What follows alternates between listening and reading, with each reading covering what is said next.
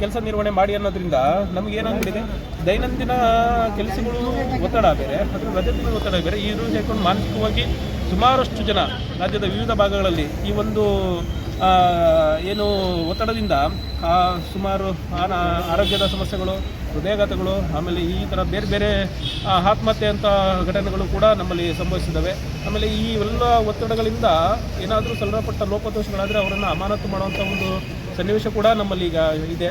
So ಇವೆಲ್ಲದನ್ನು ಕೂಡ ಸದ್ಯದ ಮಟ್ಟಿಗೆ, ತಾತ್ಕಾಲಿಕ ಮಟ್ಟಿಗೆ ನಾವು ಹೇಳೋದು, ಸರ್ಕಾರ ಇದ್ರ ಬಗ್ಗೆ ಗಮನ ಹರಿಸಬೇಕು. ಈ ಎಲ್ಲ ಸಮಸ್ಯೆಗಳಿಗೂ ಕೂಡ ಒಂದು ಈಗಾಗಲೇ ಕಳೆದ ಒಂದು 3-4 ದಿನದಿಂದನೂ ಮನವಿ ಕೊಟ್ಟು ಅವರಿಗೆ ಈ ರೀತಿಯಾಗಿ ನಮಗೆ ಸುಧಾರಣೆಗಳು ಕಾಣಿಸ್ಬೇಕು ಅಂತ ಹೇಳ್ಬಿಟ್ಟು ಇದನ್ನು ಮನವಿ ಕೊಟ್ಟಿದ್ದು.